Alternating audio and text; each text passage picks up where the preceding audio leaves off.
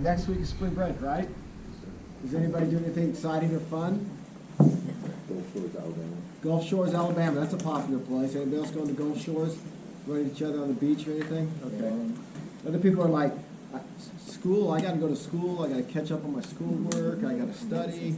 That'd be my daughter. I got to stop her from studying. So, fantastic. Well, today we got a special treat because we get a company that moves a product that a lot of people are interested in.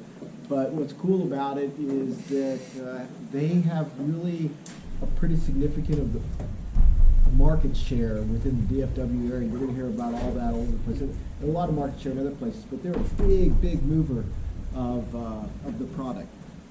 The other thing that's cool is they are a really loyal partner to UNT. They're part of the college's corporate partnership program. They're part of the professional leadership program. They're part of the professional selling program.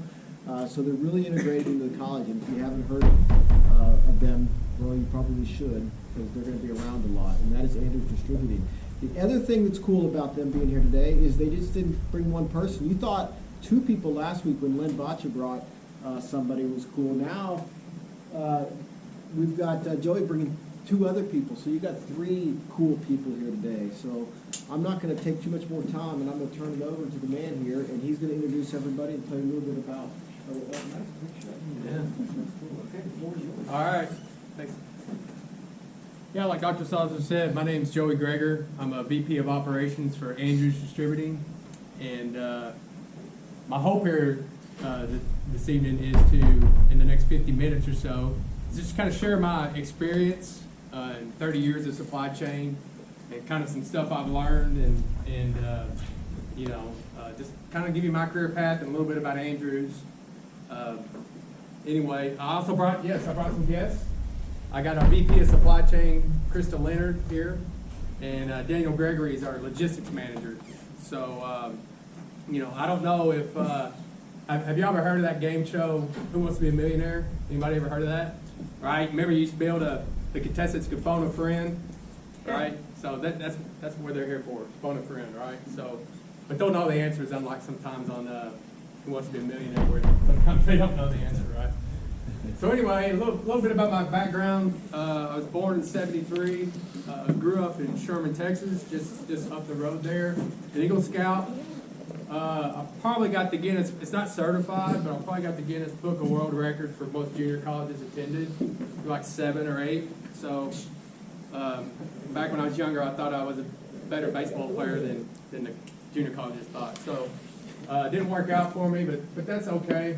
Graduated here at North Texas in 2000. It's great to be back here. This building wasn't here.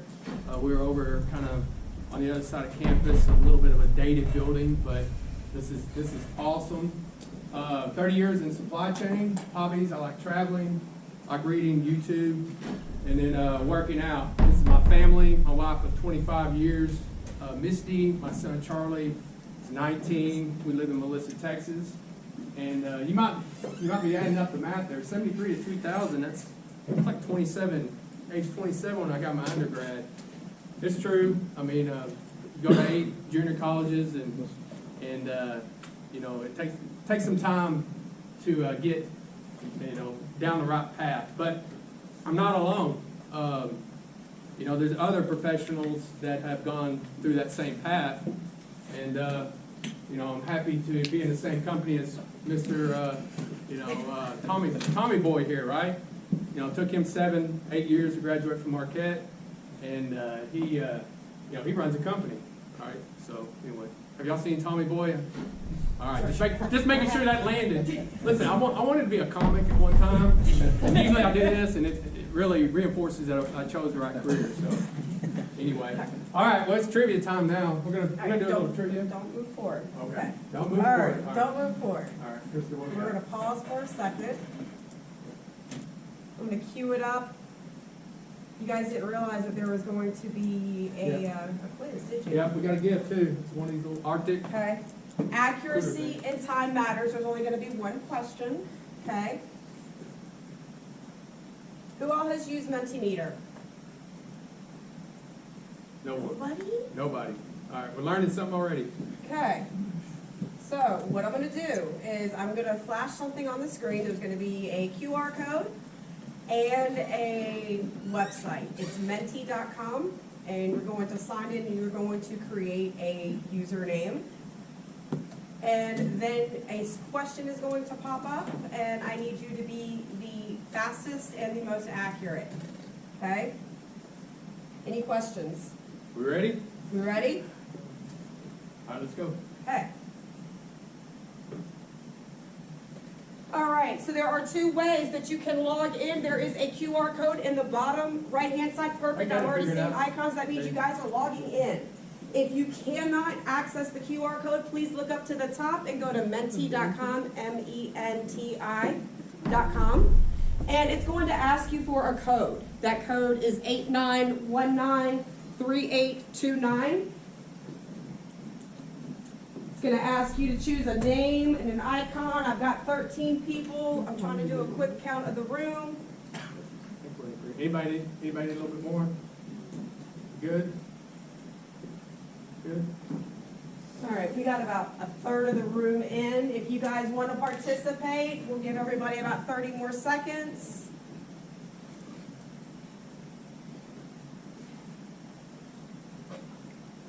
Okay, you guys ready? It's gonna go quick.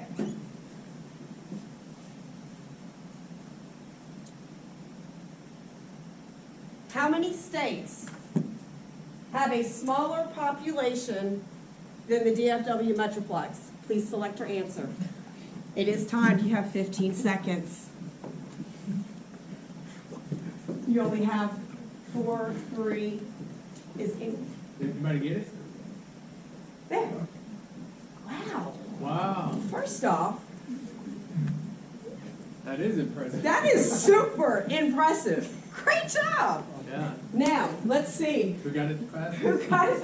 Wow. I thought that was That was really way, tough. okay, I thought I was, yeah, this was way too easy. Yeah. Peyton, I love the penguin. Where is Peyton? Hey, Dan, give him that credit. Where- There you go. Nicely done. Why did you pick, what made you pick 38? Yeah. Just a good guess? Either That's 1 to okay. 50. That's all it took. That's all it took. That's all right. You got it. You got the prize. All right, great job, guys. Thank you for playing. Yeah, so We're gonna get that back leads to into the kind of, we're going to presentation. talk a little bit about demographics specifically for DFW. How many of y'all plan on working in this area when y'all graduate? Quite a few, right? Like Chris has said, 38 states have a smaller population than DFW. I mean, look at those states: New Mexico, Oklahoma, Louisiana, you know, Northeast, Northwest, right? That's how many people. That's how much opportunity there is here in DFW. Another view. This is an overlay. This. I love this look here, right? We hear about these cities all the time in the news. We really don't think much about population. Denton, same size as Syracuse, New York. Austin, Fort Worth, San Diego, Dallas. McKinney, Salt Lake City. It's kind of cool. Didn't know that. Baton Rouge, Frisco, Richmond, Garland, Pittsburgh, Plano. So as you can see, a lot of opportunity. If you were to expand this map down to San Antonio, we call it kind of a triangle to Houston, then you get into countries, and it's crazy how much population is in that triangle from DFW down and back up. So lots of opportunity. It means you're in the right state, in the right area, and you're in the right university, you know, and right school. I mean, right program, supply chain, right? So I work at Andrews. Andrews is a family-owned business. This is the McGuire family, second generation. That's Natalie and Mike on the ends, and their two daughters, Sophie and Maddie. Sophie and Maddie, Natalie's dad started the business in 1976. We'll be celebrating 50 years next year. Mike and Natalie are co-managing partners, and Sophie and Maddie are the next generation. So focus right now is really elevating them and getting them ready to take Andrews to the next 50 years. So our business, we do 43.6 million cases. Has anybody even heard of Andrews Distributing? Okay, we got a couple. All right, so some of the brands that we distribute, Our largest suppliers, Constellation, brands, that's Modelo, Corona, Pacifico, then Molson Coors, which does Miller Lite, Coors Light. You know, we do a whole host of crafts, Shiner. But we're separated in 5 hometowns. We service 15,000 customers. And as you can see here, we got Corpus Christi, which is in the south. And then we got 4 hometowns in North Texas, you know, covering that area. I represent Allen, so we do 13 million cases out of the Allen hometown. And we have 465 team members. We got almost 2,000 team members total. So this is, you know, this is a map view. I'm not gonna go through all the counties and everything. So a huge area, 43.4 million cases. That puts us in the top 10 distributors in the country. So you saw the map, DFW, a lot of population, a lot of opportunity. Obviously, helps our business out. So this is busy. I'm gonna walk y'all through it, just the start and kind of the finish. But what you see here is this bottom. This is when we started in 1976 with 1 brewer, 2 brands, and 11 team members, right? And the story goes that Mr. Andrews, Barry Andrews, he was a real estate. He was selling real estate in the mid 70s, and he was taking a gentleman out to see a ranch, and that gentleman owned the rights to distribute Miller. Back then, it wasn't Miller Lite. Miller Lite didn't come out yet. It was High Life and a couple other brands. And the big thing, anybody seen Smokey and the Bandit? Anybody seen Smokey and the Bandit? Smokey and the Bandit? Okay, Smokey and the Bandit. Smokey and the Bandit was pretty much a story about bootlegging Coors Light from Texarkana to, I think it's Atlanta or somewhere down in the south. Well, during that time frame, that movie came out in the mid-70s, that was true. Coors Light was the hottest thing going. I mean, you could not get it. People were bootlegging it. Texas had the rights to it, or was about to get the rights to it. This gentleman, that Mr. Andrews, was taking to see this ranch. He wanted to start doing Coors Light because it was the hottest thing. Well, the Coors family would not let a distributor do Coors and Miller Lite, or Miller, have Miller. So he had to sell his Miller distributorship. So Mr. Andrews, on that trip to show him a ranch, was talking to him, and the gentleman said, you got no money, you got no connections, you got no chance, right? So, but Mr. Andrews was quite the salesman. He figured it out, and he started and got this thing kicked off. So, started with 1 brewer, 2 brands, 11 team members, and 358,000 cases in the first year. So last year, 65 brewers, 1,360 brands, 1,875 team members, and 43.6 million cases of beer and spirits sold. So quite the growth story in 50 years. So we are a logistics technology marketing company. Most alcohol or distributors will say that they're a logistics company. All they do is push product through a funnel, right? Comes in, they put it on pallets, they put it on their trucks, and they deliver to customers, all right? But we take it a little bit step further. We use technology to kind of reduce friction within the system, so we understand the power of technology and the ability to reduce that friction, whether it's through our internal supply chain or with our sales team, right? It's basically product coming in and getting into customers' hands with as less friction as possible. So that's where we use technology. Most distributors push product through the supply chain to the customers. It's just a push, right? It's just a middleman. That's where we use marketing.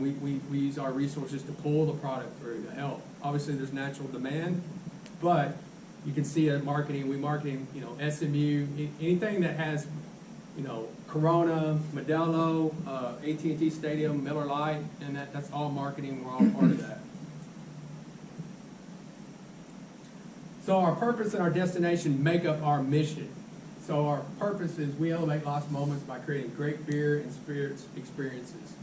So when you think about that, it's think about watching, playing around a golf, right, with some friends or family. You have a beer. Watching a game, have a beer. You had a barbecue, have a beer. That's those experiences.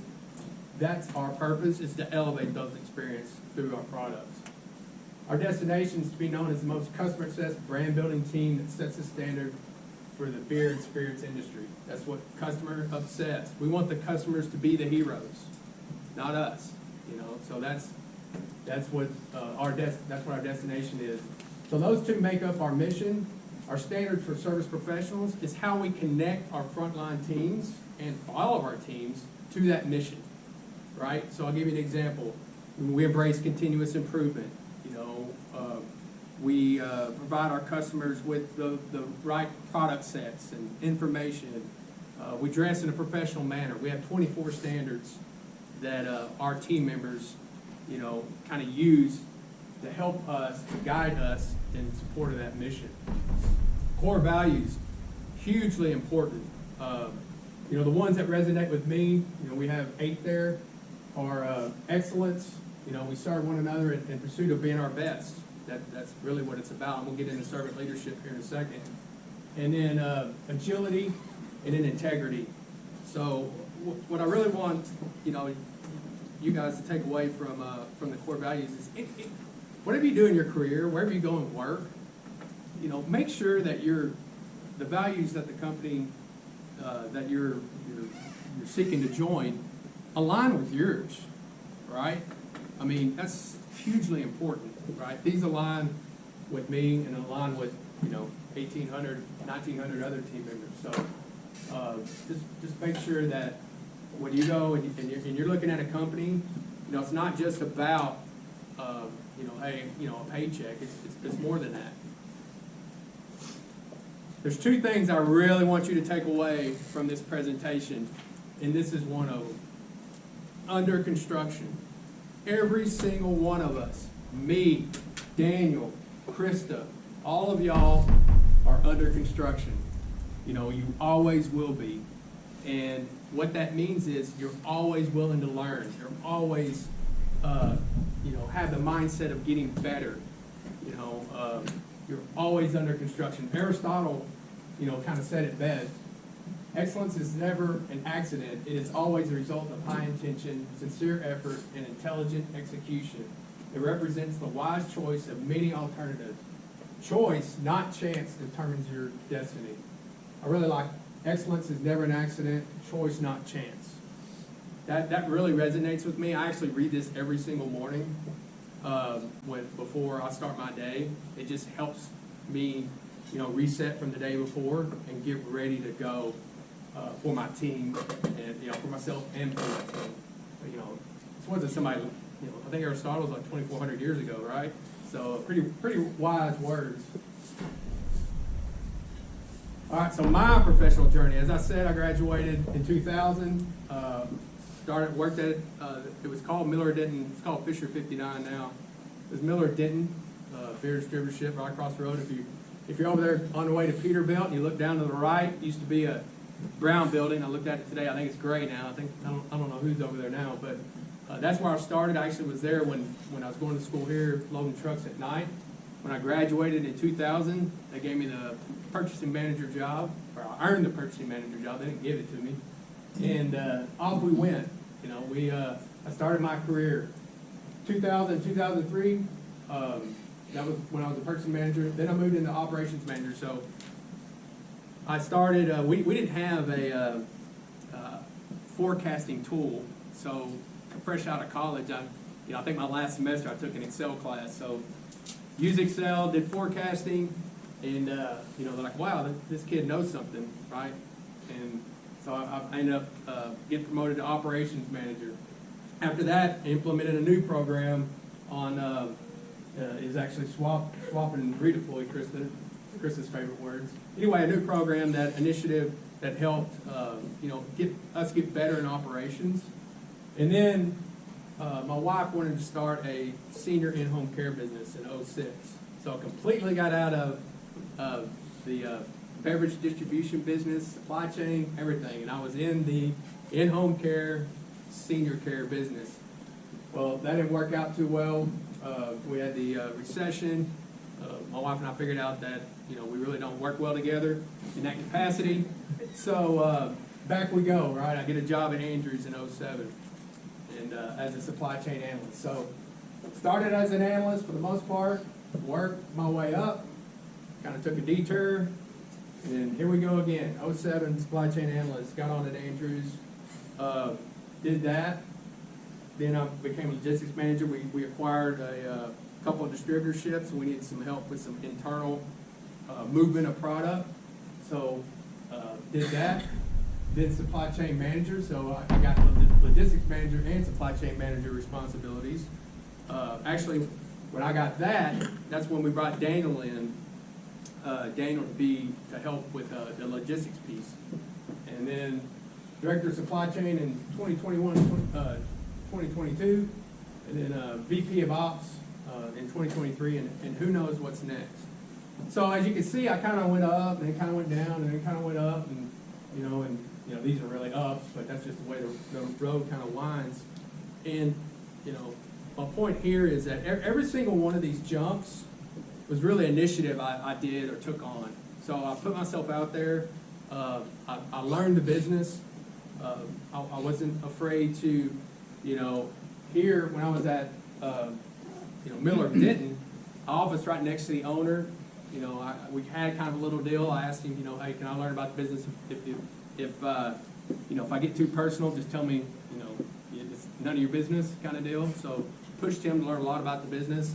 So it just gave me insight, and every one of these career jumps was really resulted from me taking a step outside my comfort zone and executing on an initiative. All right, so there's 5 pillars that, to me, make me a successful supply chain professional. Servant leadership, having an excellence mindset, self-development, tactical versus strategic shifting, and leadership transformation. And as you can see, these are all kind of intertwined. So this all makes me up, right? It's all woven together. Servant leadership, genuine unselfishness towards others, willingness to sacrifice towards others, purity of motive, restraint of power, upshift from manager to leader. So the first couple there are kind of, if you think about it, that's kind of how you want to be in life, no matter if it's personal or professional, right? I mean, when you're a leader, you want to have the ability to, help the team out, right? I mean, we have a lot of new team members. 1,800 team members. We get a lot of turn. We get a little bit of turnover, about 15%, 20% a year. A lot of people coming in. It's important to get in, to talk to those young team members and let them know, hey, listen, we got you. So that's very important. Restraint of power. This is probably the #1 trip up for any new manager, is restraint of power. I've seen it time and time again. You get usually your first managerial job, and you have that power, and either you haven't been trained well enough by your coach, maybe you've been thrown into it, and you start, using that power to get stuff done, and that's not how it's done. And then upshift from manager to leader. Leaders, it's easy to manage. Going back to restraint of power. If I'm a manager, I can tell people what to do, and they got to do it, right? Because there could be consequences if they don't, right? But that's not really what leaders do. Leaders inspire, right? Leaders inspire. They don't go and tell team members what to do because they have to do it. They're going to be punished for it. So that's what, in my mind, what servant leadership is. All right, execute with excellence. An intention creates an unstoppable force. Favor follows personal excellence. I use my kid as an example. My son's 19. Last year or so he's been getting into working out. That's what he does. But he doesn't have a plan. He's not intentional about it, right? So he comes to me, I'm not getting results. Well, you're not operating with excellence. You're not intentional about it. So, and operating excellence is really about systems, processes, and routines, not heroics. Y'all got a great supply chain department here. no doubt. There's been a lot of people that have been involved to build that up. But let's say there was only a couple people, a good doctor here, maybe a couple others, and they were the heroes, right? They went from, 18 to, we're at 4 now or something like that? 4, right? 18 to 4. But guess what? Y'all don't have a system. The doctor's your system, and the other people, they leave, comes crashing down, right? So you really got to have a system. Systems allow you for scaling. You can grow, continuous improvement. And right here, goals, right? Don't focus on the goals. Focus on the system, right? The goal is to get in the top 5 of supply chain management schools, but the system's really what's really going to drive long-lasting results, right? And then James Clare, we'll talk a little bit about his book here in a second. You don't rise to the level of your goals, you fall to the level of your systems. Pretty impactful. Small, and this is from James Clare wrote Atomic Habits, right? Atomic Habits, this is from his book as well. Small and easy to do tweaks with the source of incredible power, that's aggregation of marginal gains. He's really big on improving 1%. Get 1% better a day, right? So, very important.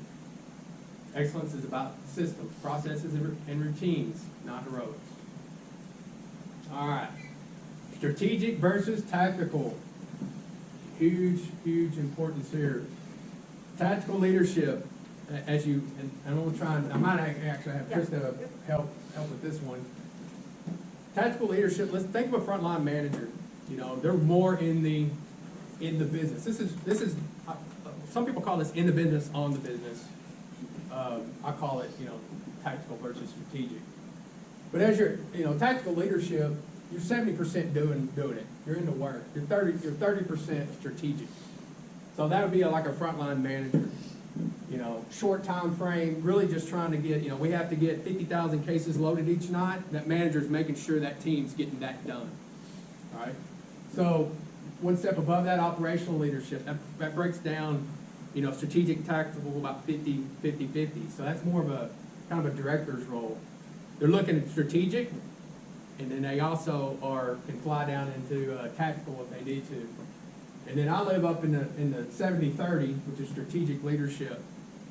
So I do get involved with the day-to-day if I have to, but really my value is in the strategic part. I'm looking beyond the day-to-day. I'm looking at what are we going to do to support, what kind of systems are we going to create to support our growth. And the key here is this level right here, you will cause a lot of friction if you go up. You can't do that. You can't have a tactical or expect a tactical leader to overextend in a strategic.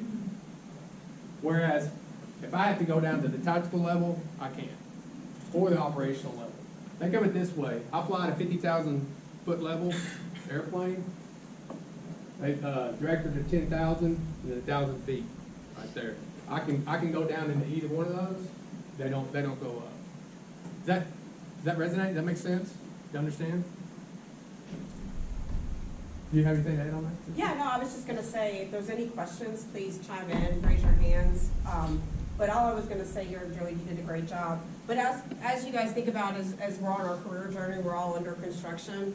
One of the main takeaways from this slide is the ability to be able to ebb and flow. As you go and advance in your career, right, being able to ebb and flow between altitude, whether it's level of altitudes, or kind of to what Joey said, I know we're throwing a lot of words around in the business or on the business, or strategic versus tactical.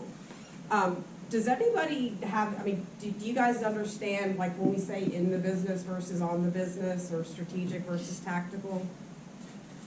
Okay, we'll give you, I know we've got a couple of examples up here, but when we talk about being strategic, we're talking about being very high and in the clouds and talking about the why. Why are we here? Okay? When we talk about being in the business, okay, we already know why we're here because we've already, upper level has already established it, okay? We're doing the why. We're executing day to day the why on the tactical level versus the strategic level. Yeah, and thanks, Krista. And it's just, this is how most companies operate. You know, I mean, there's you know, strategic level all the way down to the tactical. So we can answer some more questions about that after. All right, and then the last pillar is leadership transformation. It's called followship. And it's the inseparable duality of leading and following. So Dr. Tony Bridwell, he's a professor at SMU. He's wrote a book, I got it on the list there, it's called The Follower Effect. Mhm. The Follower Effect. And, you know, his quote is, sometimes followership is the greatest act of leadership. So what that means is, you know, there are times when I have to set my, you know, ego aside and follow, you know, maybe a subject matter expert, you know, and it could be even a different manager, right, in a different department. I have to understand it, and I have to be willing to do that, you know, that's okay. I'm good with that, because it's all in support of the mission. It's mission focused, right? Instead of goal focused, it's mission focused. I trust that whoever I'm following is doing what's right to support that mission, right? So I have to use, you know, power of humility, emotional intelligence. You know, you hear that word thrown out a lot. You know, it's basically just being able to remove yourself and look at the big picture. It's kind of like independent critical thinking. You have to be able to, you know, remove yourself, look at the picture, be okay. You know, stick to your, if you've got, you know, strong feelings about whatever it is that is being discussed, that, you know, by all means, you need to voice those, but also understand where that other team member is coming from, and then also respect that they may be the best person to lead whatever objective y'all are going after. And active partner mentor, you know, I didn't go up to VP and then stand on the mountain and go, here I am, you know, VP, you know, I'm done. You know, it's very important, even more important, to have a mentor, you know, someone you can trust, somebody you can call, phone a friend, right? And then this is the second thing I wanted to leave y'all with, and it's this learner mindset, you know, and seeking out new knowledge. So also by Dr. Bridwell, the ability to learn, unlearn, and relearn at a quicker rate than competition gives you a competitive advantage. So the clearest example I have of that is think about yellow cabs, right? You know, I mean, I don't know how long Uber's been around, 20 years, something. So yellow cabs, they didn't do anything about their business, right? Still the same thing, so, you know, like that, and they just got blown past, right? They didn't have an ability to unlearn what they have done for years and years and years. Now when you get in a yellow cab, guess what? It's the same thing, scan everything. I think you probably even like, I'm sure in New York it's probably like Uber, right? But, you know, Uber, a disruptor came in, you know, at the level you know. You know, very important, especially as you accelerate in your career. You know, you may not, those new team members, they don't have 30 years of supply chain experience, right? They come up in a different environment, right? So, very important. Never assume you know all there is to know. Very important there too. Never confuse knowing with understanding. And then it's really hard to learn if you already know. That was Dr. Edmondson. I believe she was a psychiatrist, or psychologist. Yep. She's got a book out. I don't remember the name of the book. So learn, unlearn, relearn. The quicker you can do that, the more competitive you are, whether you're in a business, or you run a business, or you're competitive in, you know, the workforce. And then I put a couple books up here that I find useful in my journey. Good to Great. You know, this is a classic. I think it came out right around the time I graduated. I think it was about 2000. Jim Collins is a world-renowned researcher. You know, has talked about business. Matter of fact, we had our executive team just spend some, which is a big deal, just spend some time with Jim last month, right? Yeah, to help us with you know, some of the things, some of the strategies we're doing. I will warn you, I mean, if you read the 2000 version, there were some companies in there that were great, that are no longer great.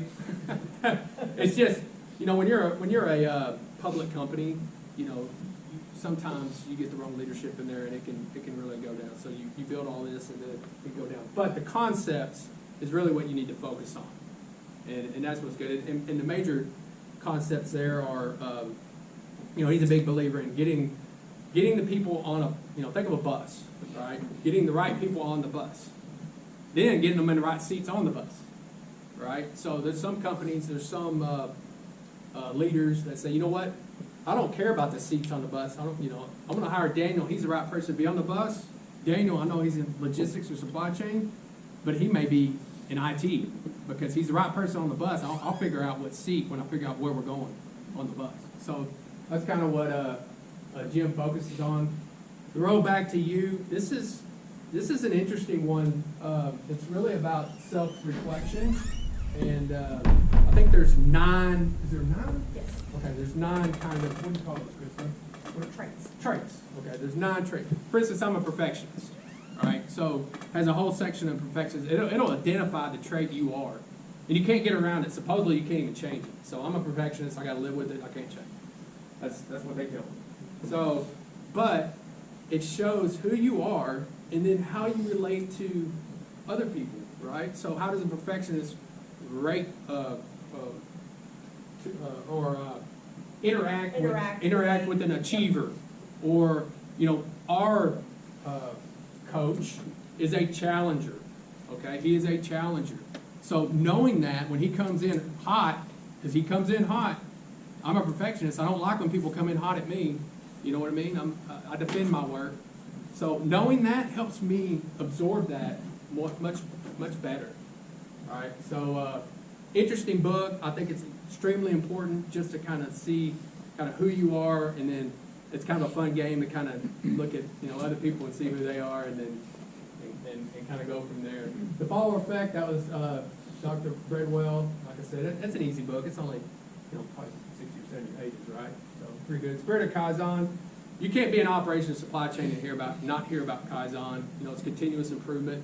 We didn't focus a lot on continuous improvement this evening, but it's our heartbeat. What do you think it is? I mean, it is continuous improvement. Kaizen. Sure. You talk about 1% gains. You know, that's what Kaizen is. Continuous improvement. Very important there. Atomic Habits, a great book. We featured a little bit of that. You know, that was a book about, I don't remember, I know the basketball team, but I don't remember who the coach was. Was it James Corden? No. Okay. No. It was about the British cycling team, and the British cycling team was so bad that not even a bike company would sponsor them, wouldn't give them bikes or anything, right? So I can't believe I can't remember the guy's name. Their new coach, I got a new coach. They started making these tiny games, these little games. For instance, they would have a special dust rag and dust off the bikes, you know. They would bring their own pillows on the road because they'd get better sleep. So they'd make all these little changes, and they ended up winning multiple. Never won before. Yeah, I'm not into biking, but they really turned it around. And then 5 Dysfunctions of a Team. That book's funny to me. It really gets into with, you know, you're going to be collaborating with other departments, with other teams, and other personalities, and you know, I'd obviously help if you know them from the book to roll back to you. But it's really an interesting book about how one CEO kind of, and I don't think it was real. I think it was story, right? Yeah.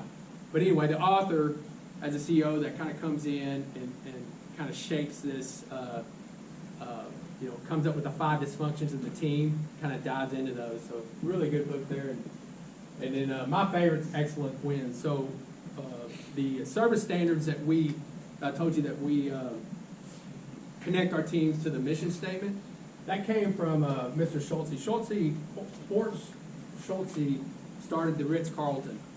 And he, unbelievable service. You know, the book's great. He's all about service. He's all about routines. He also worked with Toyota and Lexus with their campaign. And then more famously, for those of y'all who have worked at Chick-fil-A, or I know you've dined there, what's it, Happy to Help, that came from Schultz. So great book there, and then there's a couple other here, The Goal, and then 7 Habits of Highly Effective People, and then Extreme Ownership. That's a pretty good book. It's just mainly about taking ownership. So I think that's all we got for Christmas. All right. Any questions? Anybody? Don't be shy. Don't be shy. Your question is stupid. We'll start calling on people. Call 'em out. What you got, buddy? Mouth. So I saw somewhere on the news recently that the newer generations are kind of going away from drinking as much. Has that affected y'all at all yet, or are y'all planning on doing anything to compensate that? Well, we have a variety of beverages included in NAs. So, we talk about, our mission or our purpose is to elevate those experiences. But we have to have the products to address a changing market. So that's part of that. So we're bringing in more NAs. We have seen an increase in our NAs. Right now, given what the nature of the tariff situation and everything, it's a little complicated. So it's hard to tell if there's a direct effect. But there's definitely a shift. There's been a shift. I mean, when I grew up, when I went to college here, Miller Lite, Bud Light, Coors Light, right? That was it, right? So then we went to in the mid 2000s or late 2008 to 2012, craft was huge, and then the Trulies of the world, the White Claws came in, right? So there's always shifting of products, but we're real aggressive about meeting the needs of the customers, to elevate those experiences. I was just gonna ask, how do you manage to not get fired during a recession? Because you started angry, right? Oh, how did I not get fired during a recession? Well, fortunately, or unfortunately, dependent, alcohol sales really stay kind of stable through good times and bad. So you have a recession, they tend to even increase a little bit, probably because of the stress, or maybe more time at home, off work. And we saw the same thing in COVID. But it's really, they used to say it's a recession-proof business, but sales. To answer your question, sales really just didn't drop off that much. What you got? Who are your mentors and who gives you advice throughout your career? Oh wow! So, I honestly, I was pretty lazy and not intentional when I got out of high school. I tried to do baseball, it didn't work out. I had some delusions about that. And then, I went to school, bounced around. I really wasn't intentional about my, my schooling, right? And then I had a professor here. Her name was Dr. Barbara Coe, and she really elevated me. She put me. I believe it was a business management class, marketing management. I don't know. It was a real project-heavy class. That was all it was. And she was a consultant. And extremely, she was just incredible, right? So she had a huge impact on me, kind of opening my eyes up, and then I was put in positions doing projects, and then I just it ignited me a little bit. And then when I got into here in the beer distribution, it was just a little bit. I'd pick up, some people would come in and out, and I'd pick up little things. Having that open mindset, that continuous improvement mindset, wanting to figure out how things work, really helped. And then probably here lately, it's been our coach. Our coach, Dan Betts, he's the executive vice president of Andrews, and he came in. Krista worked with him before. He came in from I've been in beverage distribution for all my career. He came in from outside. He gave different perspective. We spun up that logistics manager when I took over the supply chain. That logistics manager position, we spun up a $3 million freight company, doing 7,000 loads a year, right? So that was essentially me and him doing it. So he gave me the confidence. And then the perspective, the different perspective that I wasn't getting, you know, inside my world, but then different industry. You know, the owner of Fisher 59 was a big help. I mean, he was a kind of a pioneer in beer distribution. So that's kind of who my mentors have been. 5 minutes. What you got in the back? What's your risk management structure like? Did you say risk management? Yeah. Can you elaborate In just- regards to, yeah. Can you elaborate just a little bit? In regards to your distribution, do y'all have like a risk management department, or do y'all do like So external controls? we do have a pillar of protecting the Protect the franchise, franchise. right? So fortunately in Texas, we fall under franchise laws, so no one else can distribute our brands. Once we sign up with our supplier partners, they can't distribute them in our territory. Territories are done by counties, so we're pretty good there. But we do have we do realize the importance of having, you know, a plug into the legislative piece, right, down in Austin. So that's part of that whole protect the franchise. And there's some other things too that fall into that. Yes. So I kind of find it hard to envision myself in the corporate world. Mhm. Would you say that it's kind of taxing to always be professional at work? You know, it's interesting. I guess that depends. We're a family business, and I think family business is a little different, especially this one. I mean, we are like a family. I mean, there's 2,000 of us, so it is like a family. So I don't feel, you know, that I'm you know, having to change who I am. You know, I'm this way in my personal life. I'm this way in my professional life. I'm pretty much this way all the way around, and fortunately, I work at a place that allows me to kind of be that way. Got a few more minutes. Come on, two more. One more question. Yes. Well, you should elaborate on something. In all the speakers we've had in here, I think every one of them have said something that you said, and that was to put myself out there and push to learn more. Every one of them has talked about they moved up the ladder because they got out of their comfort zone. They tried to learn things that were not in their job description. They really reached out and tried to understand everything else that was going on and become a learner. Can you talk about that and how it's impacted your career? Yeah. As I said, I did not make any jumps without doing some sort of project or some kind of continuous improvement initiative, or, you know, taking a risk, right? Now, there's risk taking and there's calculated risk taking. I was taking calculated risk, meaning that I worked real hard. The projects that I started or got involved with, I felt really good about the outcomes.